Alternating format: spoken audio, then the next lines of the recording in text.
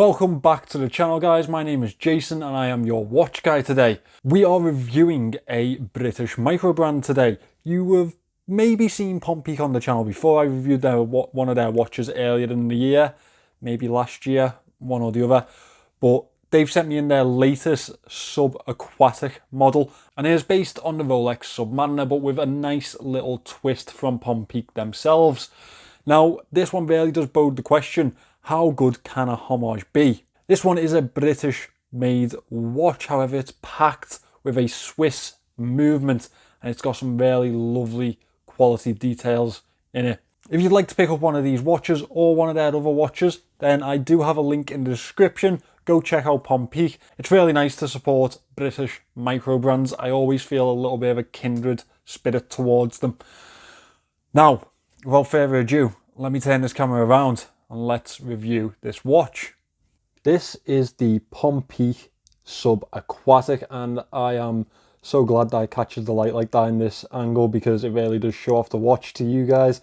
Now, this is their perfect mixture of a British design with a Swiss powered movement in the back of it. Now, the question that we're asking is, how close can a Homage get to the real feeling of an actual Submariner? Obviously, this is homaging the Submariner with this Submariner style case and build. However, Pompeak have really put their own little twist and design on it, especially the handset, the dial. I think that they've made this their own, whilst also giving us that classic dive feel that the Submariner really does give. So let's talk about the dimensions quickly. It is a 40.5mm watch, or 41mm, depending on where you measure it from. It is 47.18mm lug to lug, 12.88mm thick, which I think is actually quite slim for a dive style watch. I think that's very wearable, and 20mm lugs. As I mentioned, a Swiss powered watch. Packed into the back of this, we have the SW200 movement. Now, we all know the SW200, and it is a very solid movement, and it is a pretty premium movement. It's when you move up into the Swiss world that you really start to notice this movement. Very good one to have packed into the back of a watch. I've got it in a few different ones, and it's never given me any trouble. Now, the real Submariner feeling that this Aquatic gives you is really in the build of this watch or the material used. So this is 904L stainless steel, and you're going to think that I'm absolutely insane, but it feels different. It really does. People think that 904L isn't really a big deal in the market. They think that it's just Rolex's way of putting a twist on their materials that they're using. But I've got to be honest, it just feels better. It feels softer to the touch. It feels easier to wear. It is a lovely feeling material to have on wrist. I do have a Rolex that feels absolutely beautiful on wrist. This gives me that same feeling when it fits to my wrist, or when it snugly fits around my wrist. When I'm wearing it of a day, it just fits right. It just feels good on wrist. It's an absolutely beautiful watch. It also comes with 2 years of warranty from Pompeak, and I think that is a good standard from the industry. That is the basic standard that I would expect, but it's nice to see that they're offering that 2 years instead of 1 that some manufacturers try and get away with. As I said, the casing is 904L stainless steel. We have really nice levels of polish on the sides of this casing, which does bring out the Centrelink bracelet very well. We have a good level of brushing on the upper lugs. There are no chamfered edges on this one. I do kind of wish that there were though. A little bit of a sharp feeling at the edges of the lugs. We have a thicker style lug than what you probably used to in other watches, and that does give it a nicer, robust type of feel. We have the usual Submariner style crown guards over to the side. Let's just unscrew this crown. Fits so well to the case in this crown. And we also have that little rubber seal gasket, as you can see there. Pull it all the way out. Obviously a hacking second hand on this piece. Second or first position even is the date window here. I really do enjoy how easy this crown is to use and how well it feels against that movement or how well it fits towards the case. It gives you a really premium fit. It gives you a very secure fit, one that you probably can rely on, one that you feel like you can rely on anyway. On the crown here, we have a high polish finish with the Pompeak logo in the center and a very good coin edge finish to the outer edge. As we move to the back of this watch, I'll show you the case back on this one. It is a screw down case back. It is also a display case back, and I really do like to see that SW movement in the back of watches. I think that's a very nice view, if I do say so. Now, we are used to display case backs on a lot of watches. Obviously, on NH35 watches, it's not that nice to look at. However, on these Swiss movements, they just look a bit more appealing, I think.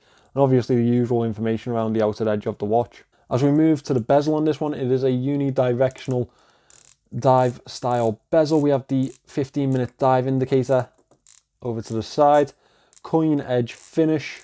Well, more of the Rolex type of coin edge finish, if you understand what I mean. As I said, 15-minute indicator here. This is a ceramic bezel insert. That is pretty much no play in that bezel, which is nice to see, and it's what we would expect at this price range of £585. Well, that is the sale price. These are £585 on sale or £610 full price. They are at the moment sold out, but they will be back into stock soon. Now, we have a slightly domed sapphire crystal on this one, and it fits very well to that bezel. It gives the bulge of the bezel a really nice crescent to fall into. It gives it a nice fit to the watch. They've just done so much right with this watch. They've really just done everything right. It's great. That's a sapphire crystal built into that, together with the rest of the casing that provides the watch with 200 meters of water resistance. Now, I do think that is a suitable water resistance, and I think that it is a trusted water resistance on this one. The screw down crown, screw down case back, I feel like Pompeak are a brand that we can really rely on with that type of dive indication. Now, as we move into the watch itself, a real feature is obviously that box style dial, that crosshatch type of dial. It's absolutely gorgeous, and it is a sunburst or a gradient type of effect on this one. As you can see, as it catches the light from my ring light there, it does give so many different colours off. In some lights you will see a really nice blue tone, however in other lights you will see a black dial. It's absolutely fantastic, the colours that this dial does give off. Now, we have applied indices throughout the dial, batons at the 12, 9, 6 positions, dots throughout the rest, and we have a date window over here at the 3 o'clock. The date window really does suit this watch, I think. The border in the stainless steel flows with the rest of the indices, and I think that really does help the design of the watch. The chapter ring on this one is well printed and very legible. We have minute indicators printed in Arabics around the chapter ring with batons for the rest of the minutes. Now, I do think that adds a little bit to the design. It adds a little bit to the depth of the design also. Up to 12 o'clock, we have the Pompeak logo, followed by automatic. Down at the 6 o'clock, we have Sub-Aquatic in a really nice red tone that does flash and bounce off that dial and give a real nice splash of colour. As you can see, it also flows into that second hand, the point on the second hand. I really do like subtle touches of colour like that. I think they really do add to designs. Below the Sub-Aquatic, we have 200 meters, which is the water resistance of this watch. One way that this does differentiate itself from the Rolex is a different style of handset. We have a sword style minute hand, a skeletonized sword style minute hand. I say skeletonized, it's filled with lume, but we do have this interesting border around the lume. And we have a arrowhead or cursor head type of hour hand on this one. Triangular point at the top, very legible as I say, and the minute hand does reach to the outer edge of the track, which is nice. Well fitted, this handset, I think it is. We have a red second hand ticking away, a arrowhead red second hand. I do like an arrowhead second hand. It's just, I think that's just my preference on a lot of watches. The red does really bring out a little splash of colour for this watch. Now, let's judge how the Lume is on this one, and this will be a big factor, especially when we're looking at this type of price range.